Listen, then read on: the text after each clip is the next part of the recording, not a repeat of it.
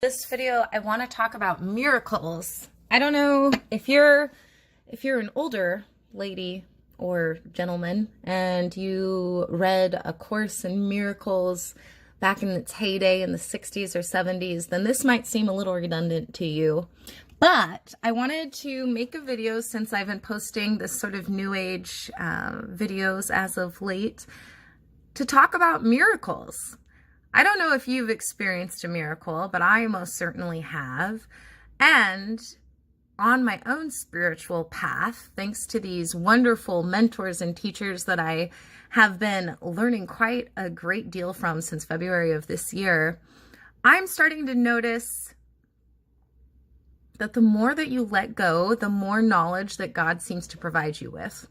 So for a miracle to work, what really needs to happen is for you to let go and to separate yourself from your own desires and your own perceptions. Because once you do that, God is going to step in and take the wheel and steer you and navigate you to exactly where it is that you are going to go. Now, God wants us all to be happy. He wants all of us to live our best lives, to be the best people that we can be, and he wants us to show love and compassion and generosity to our fellow man. Multiple times in the Bible, there are quotes on how rich men don't get into heaven, and if you're really rich, give all your money away to the poor. And there are some quotes that I don't agree with. Here's looking at Leviticus. I don't believe that God judges you based on your sexual orientation. But I don't want to really start trekking off into what I think we're supposed to sort of take as a moral lesson and or what we're supposed to take literally. For instance, I don't think that every man that cuts off his side locks is not going to be going to heaven. That's just my personal opinion. Now, when I talk about miracles, I'm going to give you an example from my own life. Are you ready for that example? Now, it's 2019 now. However, many years ago, in 2010, I was with a man who I made children with, and that man hit me, and he would lock me up, and he would do horrible things to me. And I would always take him back because he would say that he was going to go to anger management or he was going to go to rehab, and I should give him another chance. And some people would call me a doormat, but I like to think that I'm a compassionate human being because we all make mistakes and whatnot. And I would just fall for it, hook, line, and sinker. Long story short, he never did end up doing any of the things that he claimed he would, except for when he would be arrested for attacking different people and then court ordered to do different things, which were always the very bare minimum, like 8 hours of anger management once you're found guilty of stalking a person. Anyway, I was pregnant with our second son, and I was holding our oldest son, and he was 1. And my convicted stalker came and attacked me. And when he attacked me, I leaned back and he hit my eldest son in the face. And for the first time ever, I got like superhuman mom strength, and I took my finger and I put it on his chest and I said, out, out, out, out, out, out, out, out, out. And I walked him right out the front door of my house, and out he went, which is shocking on its own. But I think he realized, oh crap, I didn't mean to beat my baby. I only meant to beat my girl. So he left. I called 911 immediately. And my son had a hand mark on his face and was crying. And an excellent police officer named Officer McNulty came from the South Everett Police Precinct. And he came to my home. And while he was there, my convicted stalker and abuser, that came later, was calling my phone over and over and over again and sending me text messages over and over and over again and threatening me over and over and over again that if I wasn't going to let him back into the house, I was going to regret it and he's going to get me. And I don't know if it was that time because he's done it so many times, but lots of threats to report me to CPS, who's investigated me so many times that now they refuse to investigate any more of his allegations. So his most recent change of events with that scenario is to call the police on me, because if CPS will no longer investigate your false allegations, you can report it to the police, and then the police will go to CPS, and then CPS is mandated to investigate, even if it is somebody that they know is a pathological liar. So anyway, he's sending me all these text messages and he's calling me, and Officer McNulty finally says, after like the 7th or 8th phone call, he says, answer it and put it on speakerphone. I said, okay. So I answered it, I put it on speakerphone, and he admitted on the telephone that he had hit our child when he was trying to hit me. And then he asked if he could come back to my house. And Officer McNulty said, and so I said, yes, you can come back to our house. And in walked my abuser into my home, unaware that Officer McNulty was hiding out in my kitchen. Officer McNulty then proceeded to arrest him, and he went to jail, and a restraining order was issued. And again, later on, many months later, after lots of emails and texts and calls, which I didn't report, and promises of rehab and anger management, I took him back because I was thinking that it's all going to change and we're about to give birth to our second baby. And then I had that baby. And then he had this idea, hey, we should go to New Mexico because my mom and dad live there and they have 5 houses and they're extremely rich and they're going to give us a house. Now, long story short, that wasn't my primary motivation, but I was the sole financial provider like I have been for my children's entire lives. And unlike my ex, I don't get food stamps. I don't get welfare. I probably, at this point in time, might even make enough to qualify for that. I don't really know because my business has plummeted since I made all of these reports to the FBI. And since I started getting numerous threats of litigation and other threats in November of 2018. And since then, I'm sort of on a constant alert because it seems like more than half of my clientele nowadays are people that would like me to believe that they're my former attorneys, that they're my ex-boyfriends, and people who tell me things during phone calls and chats that you wouldn't know unless you were literally watching me in my home. You can look at my video that I posted I think last week, about telekinesis, where I was requesting what it is that you would like to read about. And I talk about my cyber hacking and how these things were going on. Well, just a few days after that, my convicted abuser served me with paperwork. So the two are most certainly correlated. And it's just unfortunate that there's so many human beings out there that lie and do destructive things in the hope that they themselves can get ahead. Anyway, so he wanted to go to New Mexico. I didn't think this was the best idea, but at the same time, I thought, hey, it'd be really nice if I could take more than 3 weeks off and then have to go back to work and then pay someone to babysit my kids because I'm not leaving them at home with this drunk abuser. This was my thoughts when my oldest was 1. And so, long story short, I took my mom out to breakfast, and my mom is very religious. I'm very religious too, even though I do this for work. And my mom said to me, she said, God told me that you're going to go to New Mexico, but you're not going to come back with your kids. And I responded not very nicely. I said, Mom, God told you? Was there a burning bush? Was a bush on fire that was talking to you? You know, you sound crazy. Is your name Moses? I was not very kind. Long story short, I went down to New Mexico. My ex, meanwhile, was supposed to come back up for court, and so was I, so that he could be found guilty for child abuse and domestic violence and whatnot, as he was, and as Officer McNulty heard him admit to, and as is right in the police report, which anybody who's interested in can request. It's free. And I kept getting the same thing from him when I was down in New Mexico. I kept getting, I'm going to go to rehab into anger management as soon as this court stuff blows over in Washington. You need to say you're not going to testify. You need to say you're not going to testify. Eventually, I did just that.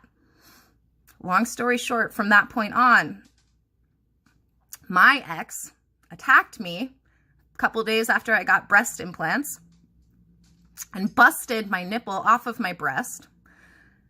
And then from that point, I was wrongfully arrested, and my children were kidnapped for about 21 hours.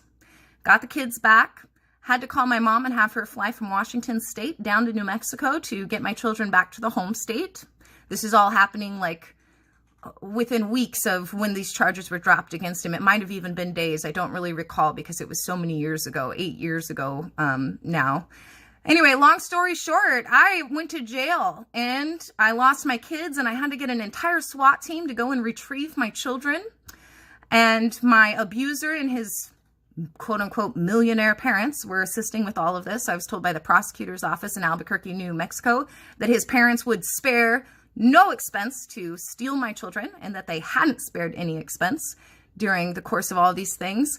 I was informed of that later on, when all charges against me were null prosecuted and my convicted stalker and abuser pled guilty and subsequently spent 101 days in jail. The plea deal that he took away the stalking charges.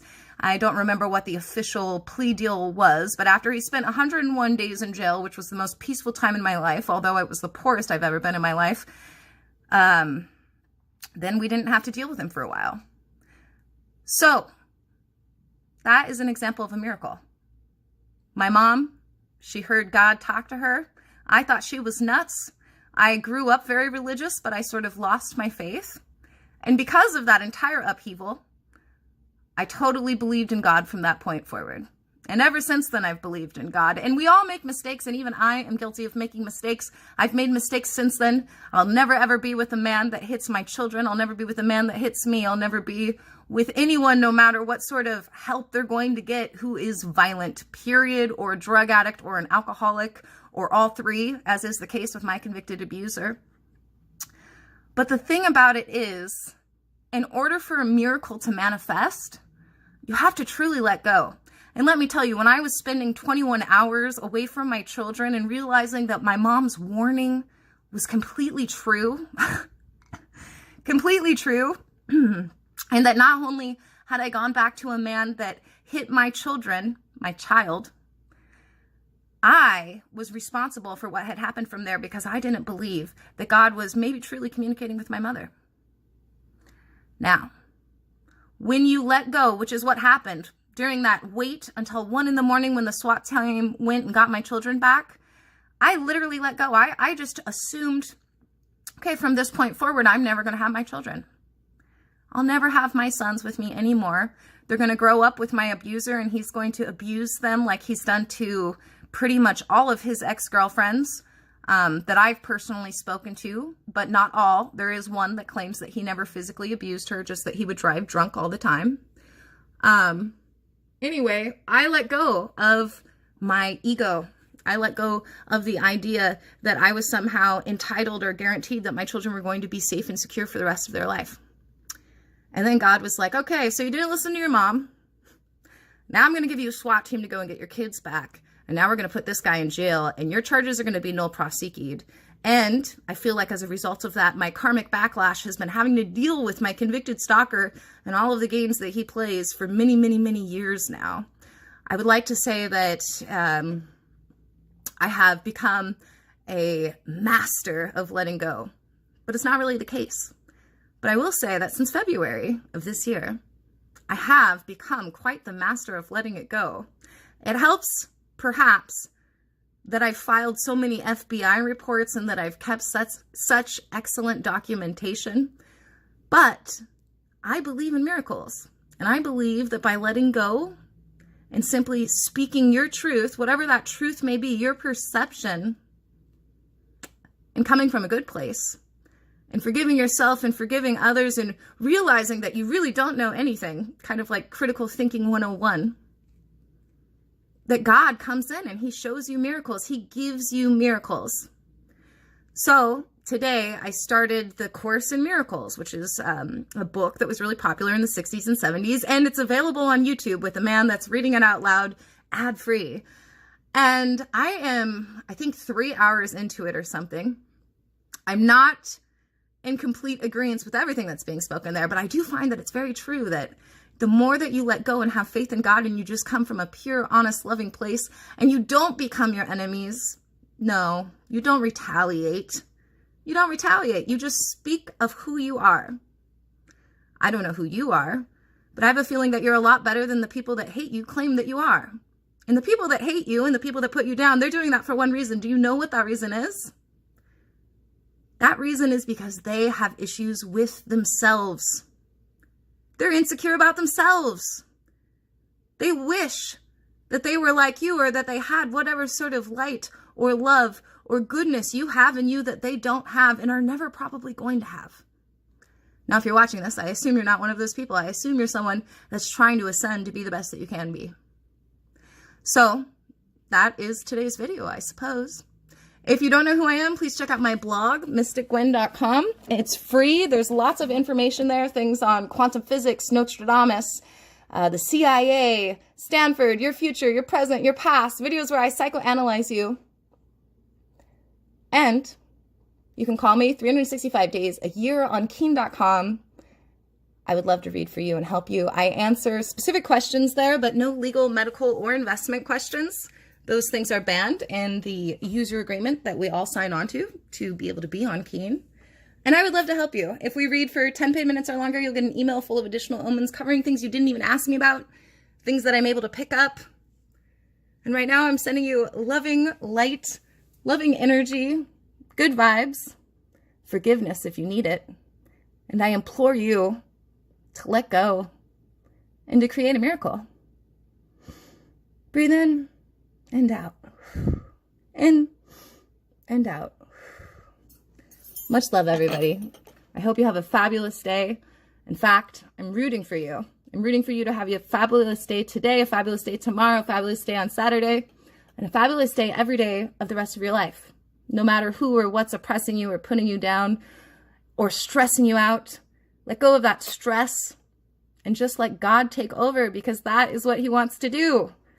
And as long as you're being true to your heart and being a good person, that's exactly what will happen. Even if you're just starting today.